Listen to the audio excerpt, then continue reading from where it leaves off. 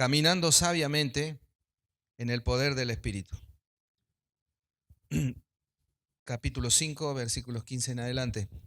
Después de mucho tiempo, una señora volvió al culto con su hijita pequeña. Como tenía mucho trabajo, generalmente faltaba a las reuniones. Y en esa ocasión en la que ella vuelve, el pastor predicó sobre la negligencia en el cumplimiento de los deberes del cristiano. Decía el pastor, no leen la Biblia, no oran, no ofrendan, no sirven, no asisten a los cultos, etcétera, etcétera. La niñita oía atentamente el mensaje y cuando el pastor habló de la negligencia de muchos padres, se volvió a su mamá y le preguntó, convencida, mami, ¿te habla a vos el pastor? Pablo va a contrastar al sabio con el necio. En este pasaje la Biblia tiene mucho que decir de un necio. A ninguno de nosotros nos agradaría que nos traten de necios. Sin embargo, tener actitudes, palabras, pensamientos insensatos es un serio riesgo para cualquiera de nosotros. Si no, la exhortación de Pablo a la iglesia que está registrada en esta epístola sonaría desubicada en el texto bíblico. Que podamos detectar el riesgo y evitarlo. Que entendamos qué conducta sabia espera Dios de nosotros y que las palabras del Señor hoy se claven como un dardo en tu corazón, como se clavaron las palabras de aquella niña en el corazón de su mamá. Dice el pasaje en esta primera parte con P de poder, los principios de vida del creyente. Dice el versículo 15, mirad pues con diligencia cómo andéis, no como necios, sino como sabios. Para el mundo sabio es uno que tiene mucho conocimiento como Einstein. Si te aprendiste la horrible tabla de multiplicar del 7, si sabes hablar varios idiomas, si sabes de filosofía, de física cuántica, de geología. Para la Biblia, sin embargo, sabio es quien cuida sus palabras, inteligente es quien tiene un espíritu prudente, dice Proverbios capítulo 17, versículo 27. Y aquella condición ineludible que nos pone en el camino correcto rumbo a la sabiduría es el temor del Señor, dice Proverbios capítulo 1, versículo 7. Es más, ese versículo, que generalmente nos acordamos esta parte, dice después, concluye diciendo, los necios desprecian la sabiduría y la enseñanza. Así que ahí ya tenemos un contraste entre sabios y necios. Dice la Biblia que un necio se mete en problemas por orgulloso, 14:3, yo le leo el capítulo y el versículo, siempre de Proverbios. Habla con perversidad, 19:1. Rechaza la disciplina de los padres, 15:5. Odia el conocimiento, capítulo 1, versículo 22. Habla de que una mujer necia derriba su propia casa, capítulo 14, versículo 1. Pero la peor mala característica es que un necio dice en su corazón, no hay Dios. Y vive como si nunca se va a enfrentar con Dios. ¿Usted actúa como necio? ¿Posee un espíritu prudente y cuida sus palabras? Dios nos da su sabiduría y eso nos hace responsables. Porque usted conoce la verdad, entonces puede distinguir la mentira. ¿Verdad? Usted conoce la verdad. Entonces cuando escuche la mentira, diga, eso es mentira. Y defienda la verdad. Así que con diligencia usted debe esmerarse en cuidar su propio modo de vivir, su conducta. ¿Cómo sería ser sabio? Entonces, enfocarnos en cada pasito que damos y en cada pasito que damos obedecer, sin distracciones. ¿Viste que dice con diligencia? No distraído, porque cuando estás distraído, cometes errores. Todo el consejo de Dios en su palabra. Principios de vida del creyente, mirad pues con diligencia cómo andéis, no como necios, sino como sabios. Vemos los privilegios limitados del creyente, dice el versículo 16, aprovechando bien el tiempo porque los días son malos. Al principio de la Primera Guerra Mundial, un clérigo de Inglaterra va ante el obispo y capellán, o sea, ante la autoridad de la iglesia anglicana, pero de la iglesia anglicana militar, digamos, del área militar. El capellán el clérigo va a pedir ser enviado como capellán. Y el obispo lo mira intensamente. Luego saca el reloj de su bolsillo y le dice, imagínese que soy un soldado moribundo con 3 minutos de vida. ¿Qué tiene para decirme? El clérigo quedó confundido y no dijo nada. Le dijo el obispo, ahora tengo 2 minutos de vida. ¿Qué puede decirme para el bien de mi alma? Y el clérigo más callado que antes. El obispo dijo, me queda 1 minuto de vida, ¿me diría algo? Entonces el clérigo sacó un librito de oración. Cuando va a sacar el librito, el obispo le para la mano y le dice, no saque eso, no es oportuno para esta ocasión. Y perdió su oportunidad de ser capellán.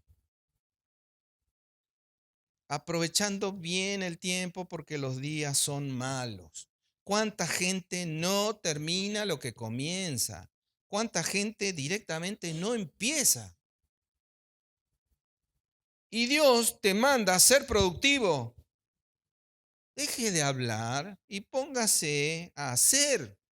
Cuando tengamos la oportunidad de hacer algo por causa de su nombre y para su gloria, debemos hacerlo con todo lo que esté a nuestro alcance, con todo lo que esté a nuestro alcance. Deje de perderse oportunidades. Los propósitos del Señor, versículo 17. Por tanto, no seáis insensatos, sino entendidos para obedecer, de cuál sea la voluntad del Señor. Versículo 17. Pero puede ser que por hacer la obra, usted actúe como insensato. ¿Cómo es esto? Por ejemplo, cuando por hacer la obra mejor, nos volvemos ansiosos o miedosos o arrogantes o autosuficientes. Esto yo lo sé hacer. Independiente. O sea, la idea de aprovechar el tiempo es ponerte en la cabeza, dejar de perder el tiempo en pavada tras pavada. Se te van los minutos, se te van la hora, después no te alcanza el día. Desperdiciando, malgastando el tiempo. Ahora, esa idea se complementa con un correcto entendimiento de la voluntad, del propósito de Dios para tu vida. ¿Por qué? Porque solamente, no tu voluntad, sino la voluntad de Él, dice la Biblia, es buena, es agradable y es perfecta. Solo la de Él. No es sabio servir en todo lo que se me cruza. No es de sabio no servir en nada. No es de sabio funcionar por costumbre, sin dejar tiempo para estar con Cristo.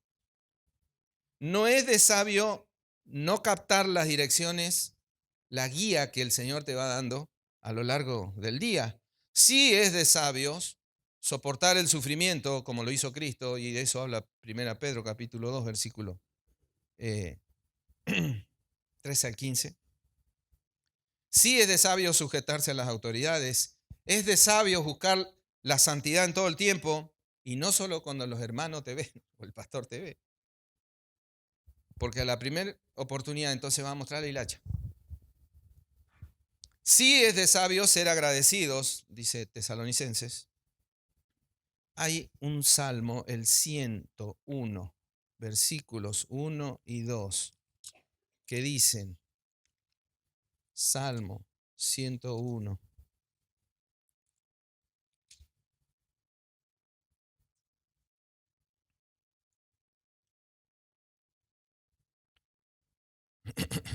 Misericordia y juicio cantaré.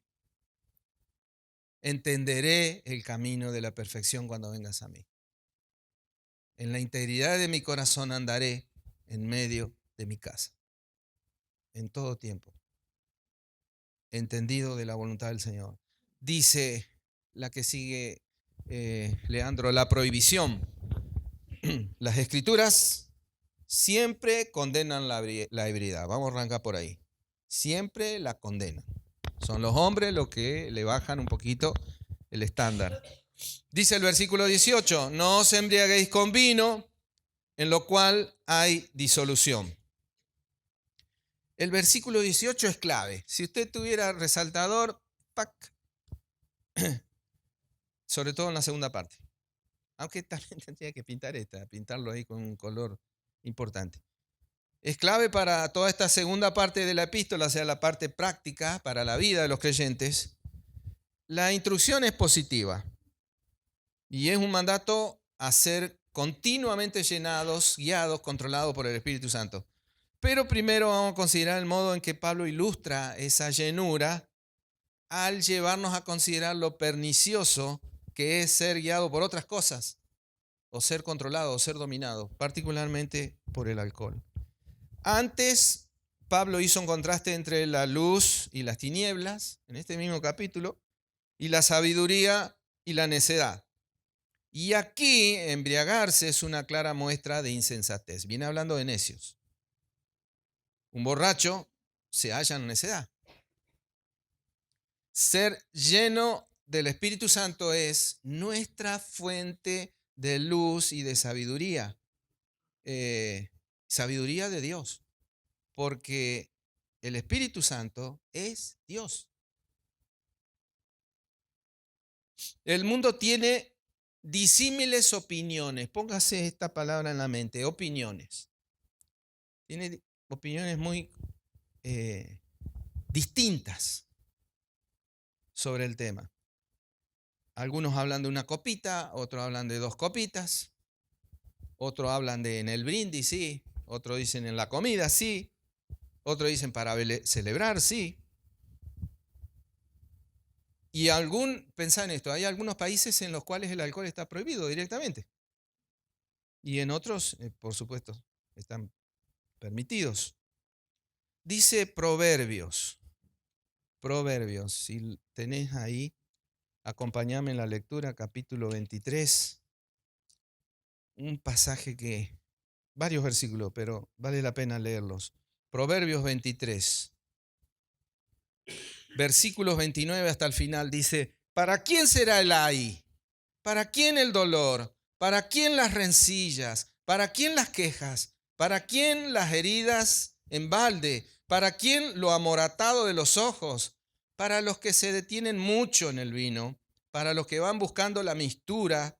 No mires al vino cuando rojea, cuando resplandece su color en la copa, se entra suavemente, mas al fin como serpiente morderá, y como áspid dará dolor.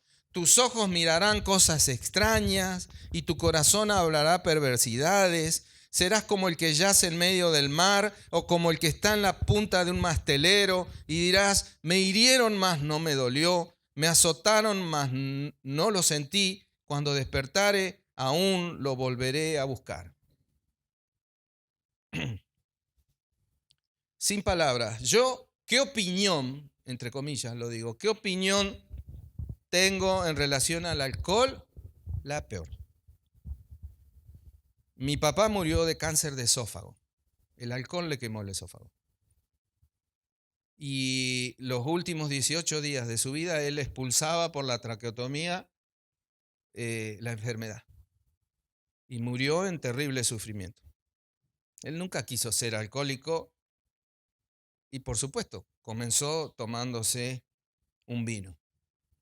El otro día en la iglesia Jesús Fuente de Vida predicó Mauro a los chicos y él contaba que él no se propuso ser adicto a las drogas y sin embargo un día fumó su primer cigarrillo y le explicó a los chicos, en ese momento yo salgo hasta el auto, entro al auto, me siento y cuando me siento sale un chico de los que le estaba escuchando, se sentó en el cordón de la vereda enfrente, prendió un cigarrillo.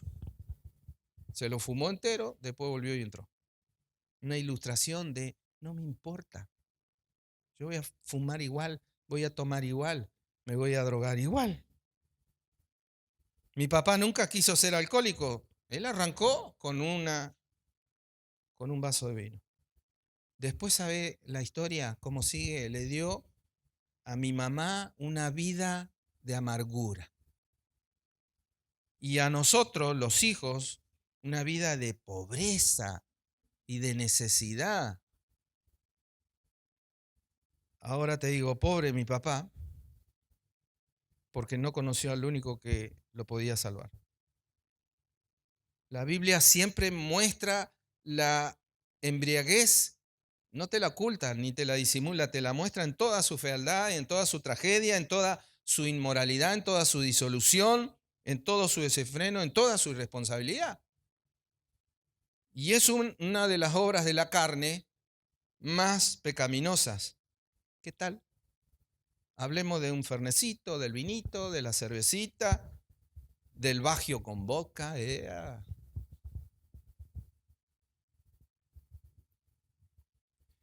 Caminar en luz significa llenarse constantemente del Espíritu Santo. Dice el versículo 18, no os embriaguéis con vino, en lo cual hay disolución. Pero, digamos la verdad, la Biblia no prohíbe completamente el vino. Y a veces, además, recomienda el alcohol. Entonces, ¿qué pauta tendríamos que considerar? Primero, ¿el vino de hoy es igual al de tiempos bíblicos? Básicamente, no. Aquel vino era de preparación artesanal, hoy es, ¿cómo se dice? Industrial. Ellos no habían comenzado a implementar la destilación, o sea, después del primer vino, destilarlo y cada vez producir más alcohol dentro del líquido. En aquella época no existía esto. Y aquel vino que era artesanal se diluía. Vos sabés que el vino, inclusive que era jugo de uvas, llegaba a ser sólido. Y lo cortaban en pedazos y era como una pasta y la diluían en agua hasta 20 veces. Fíjate si era condensado. Pero la cantidad de alcohol, la gradación de alcohol no llegaba al 2,5. Así que, y hoy una bebida se considera alcohólica recién a partir de los 3,2 grados. Así que había que beber muchísimo para emborracharse. La cerveza hoy tiene un 5%, el doble de lo que tenía aquel vino. Hoy saqué a Picolizo a hacer sus necesidades, levanté una botella porque ya estaba con este mensaje, no me acuerdo cómo se llama, y leo así, sin lentes, 5% de grado de alcohol, puesta contra un árbol. O sea, alguien llegó hasta ahí, no llegó a la casa. El vino tiene del 12 al 15%, el Fernet tiene 40% de grado de alcohol. Y el vodka o la ginebra, del 36 al 54% de grado de alcohol. Otra pauta, ¿es necesario? ¿Sabe por qué se lo digo? Usted no puede usar el texto bíblico donde Dios habla del vino positivamente, no lo puede usar lícitamente para justificar su adicción al vino. Hay que ser digno y decir, yo tomo vino por una decisión personal. O sea, tomo porque quiero, no porque la Biblia me lo permite. Es solo una preferencia personal. Y cada uno sabrá si es lícito y además si conviene. ¿Es la mejor opción? Otra pregunta. Si bien no se prohíbe, convengamos que tampoco es necesario y su consumo entonces es una decisión personal, nos debemos preguntar si es la mejor opción. Dios le fijó a su pueblo en el Antiguo Testamento y sobre todo a los sacerdotes normas de moral, de ética y de santidad muy elevadas. Hace poco hemos visto la historia de los hijos de Aarón entrando a servir fuego extraño en el tabernáculo y la implicancia de una frasecita 5, 6, 7 versículos más adelante donde Moisés prohíbe desde acá en más nadie que sirva al Señor tome vino, vinculando el severo juicio del Señor casi directamente con la actitud de los dos hijos de Aarón. Y en el Nuevo Testamento, todo creyente es sacerdote para Dios. Nunca rebajó los requisitos Dios. Yo no lo he leído por ahí. La gente mundana y carnal se rebaja y se envilece a niveles vergonzosos. Fíjate que de los ancianos y diáconos que van a ejercer la autoridad en la iglesia, en el Nuevo Testamento, dice la Biblia, es necesario que no sean dados al vino. 1 Timoteo capítulo 3, versículos 2 y 3. Crea un hábito. Y piensen esto, nadie se propone ser alcohólico. Y la adicción se forma casi disimuladamente. La dependencia al alcohol después va a ser forzosa y va a ser severa. Y de última te digo, si tal vez no caemos nosotros, puede que llevemos a otro al consumo.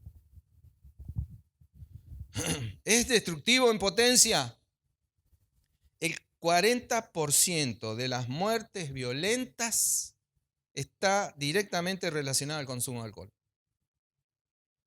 1 de cada 4 pacientes psiquiátricos fueron alcohólicos.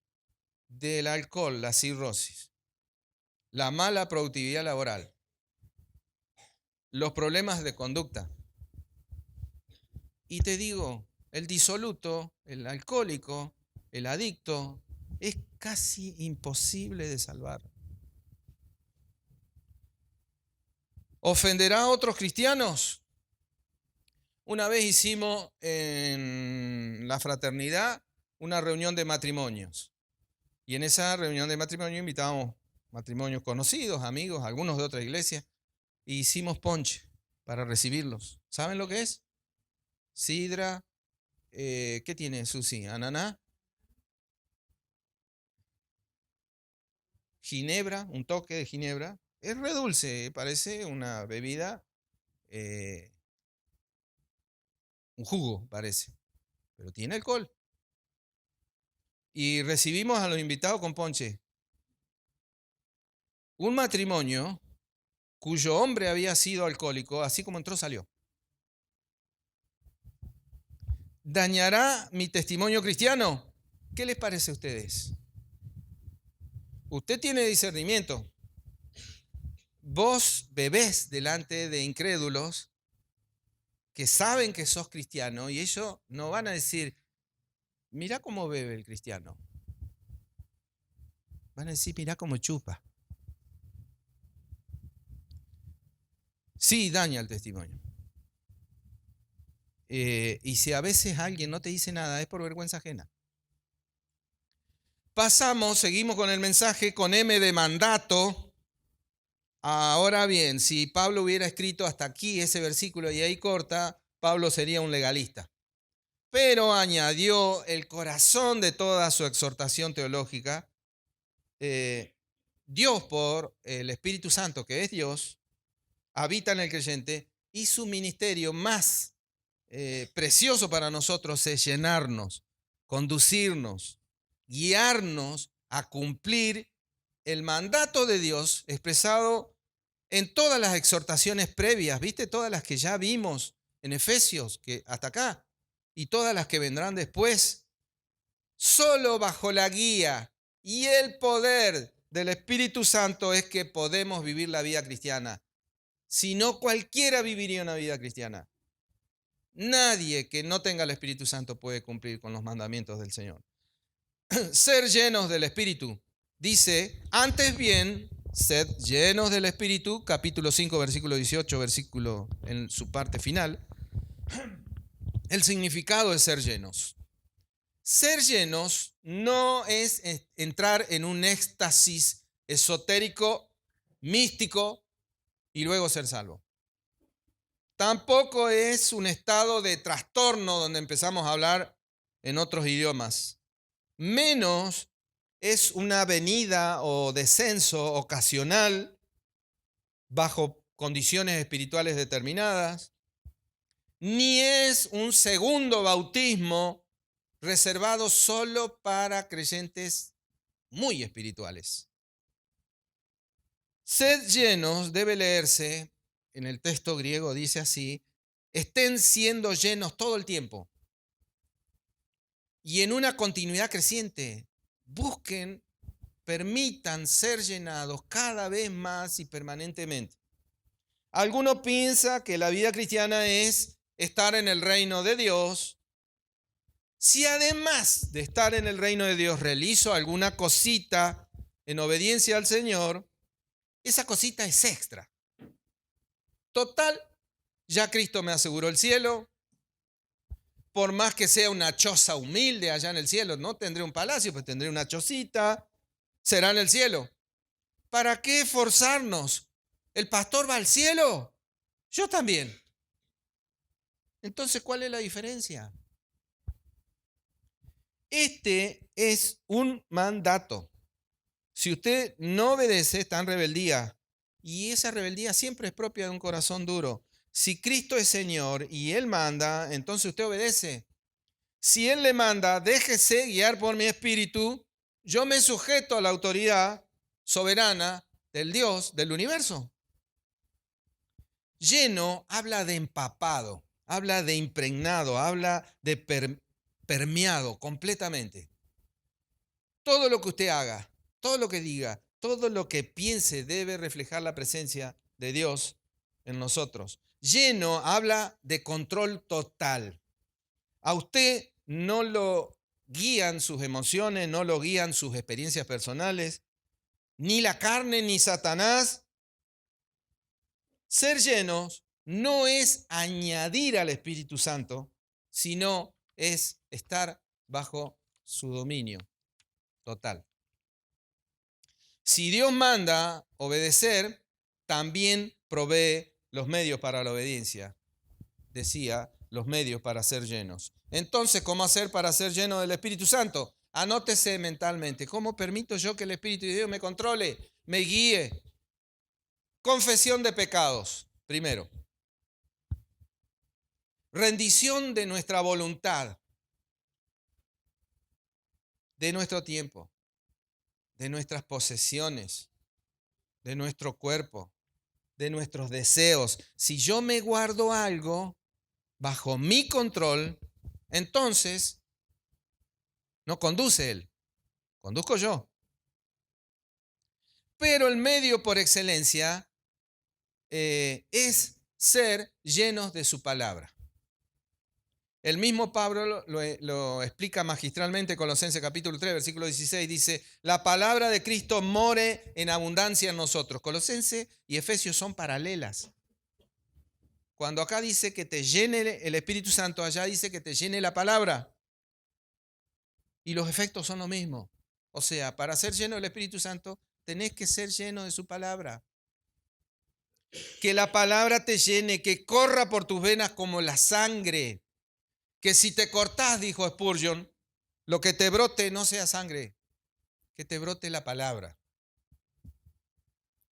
Si la palabra te llena, entonces vas a poder ser lleno del Espíritu Santo y vas a cantar, vas a dar gracias, vas a vivir en su misión como resultado de esa llenura. Tu única defensa, te digo, contra el poder de la tentación y del pecado es el poder del Espíritu Santo y de su palabra morando en nosotros. No hay otra defensa. Con C de consecuencias. Versículos 19 al 21. Decíamos, cuando el Espíritu Santo nos controla, se van a observar estas consecuencias o estos resultados reales en nuestras vidas. La consecuencia a nosotros mismos, la alabanza. Versículo 19 dice, hablando entre vosotros con salmos, con himnos y cánticos espirituales, cantando y alabando al Señor en nuestros corazones. Tal vez no le pegues ni le aciertes al pentagrama ni por error. Pero el cristiano lleno del Espíritu Santo canta. Un alma que se sabe perdonada se expresa con un corazón contento y con su voz.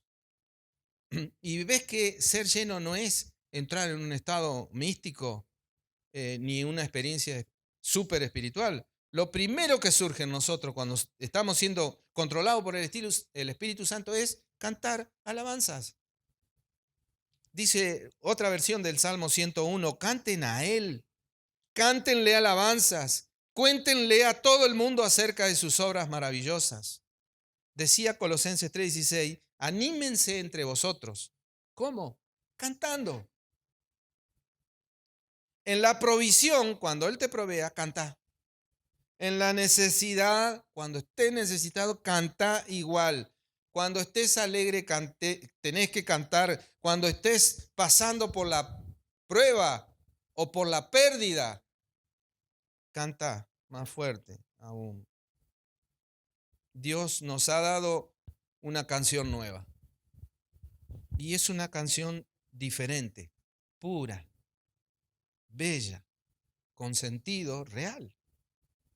Usted tiene una legítima razón para cantarle a Dios.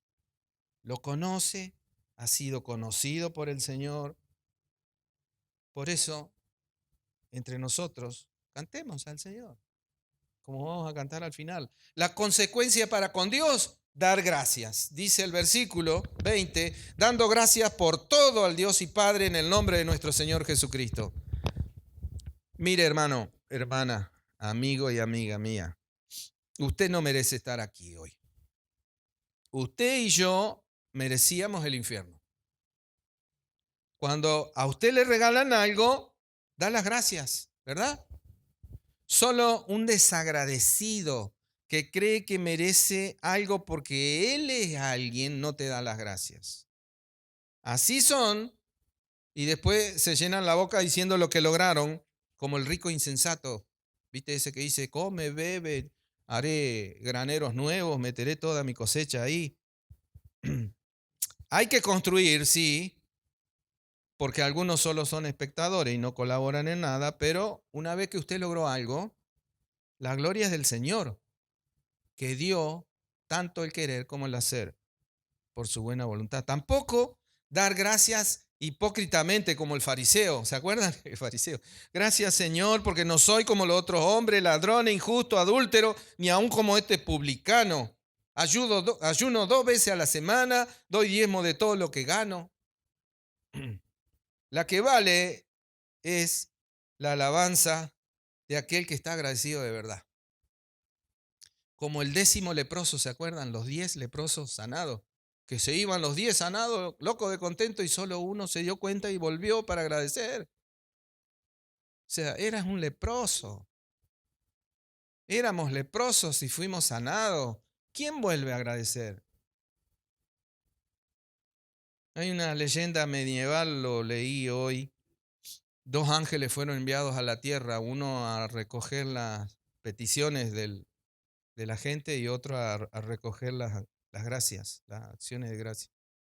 El ángel que juntó las peticiones llenó las bolsas, hizo como 10 viajes. El otro que recogió las acciones de gracia en un solo viaje y con una mano solamente le sobró. La consecuencia para con los hermanos. Sumisión. Dice el versículo 21, y me meto en tu tema, ¿seguís vos, Martín? Este tema es base para lo que viene, o sea que lo van a tener que repetir. Someteos unos a otros en el temor de Dios. No lea esto que los padres deben someterse a los hijos, que los profesores a los alumnos, que el gobernador al pueblo, que los guardias al jefe del servicio. Digo que el servicio a los muchachos de la guardia no está diciendo eso. Vamos. Cuando no te controla el Espíritu Santo, ¡zas! Sonaste. Te pinta el orgullo, el rencor, la amargura, la venganza, etcétera, etcétera. La llenura y el control del Espíritu te lleva a la humildad y al fruto del Espíritu. Amor, gozo, paz, paciencia, benignidad, bondad, fe, templanza, dominio propio y a un deseo de vivir en unidad y sujeción mutua. Me quedé adrede hoy en el auto hasta el último minuto y los vi llegar a casi todos. Menos a la hinchada de Morona ya que llega tarde, no la alcancé a ver, pero a todos los otros los vi. Y me llenaba el corazón verlos llegar de acá, de allá. Te dan ganas de venir a la iglesia.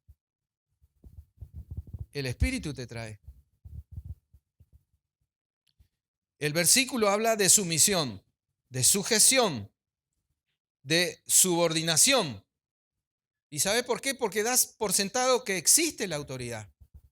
Sin autoridad, las familias se destruyen, la escuela es un caos, los gobiernos se hacen cueva de ladrones. Y en el pueblo de Dios, si no se ejerce la autoridad, cada uno hará lo que bien le parece. Pablo le dice a los creyentes, ustedes muestren en sus vidas que son distintos a los de afuera. Respeten, consideren, obedezcan a sus respectivas autoridades, las esposas a sus maridos, los hijos a sus padres, los alumnos a los profesores, la iglesia a sus pastores y todos a las autoridades de gobierno, etcétera, etcétera. Someteos es una palabra de origen militar que significa disponerse por orden o rango. Unos a otros quiere decir renunciando a mis derechos individuales para el bien del otro.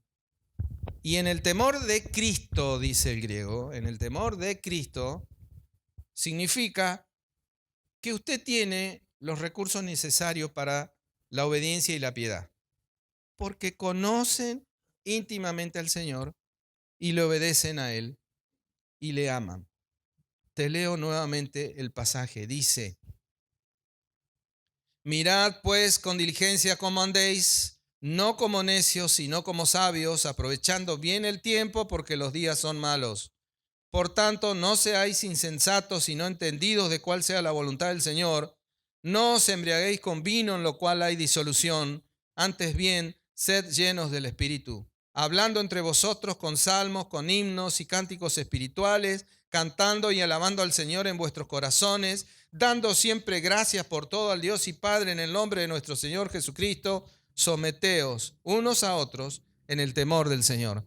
Alguno de los chicos les puede pedir a Lucía que baje, así nos canta una canción con Martín. Martín, si te podés preparar.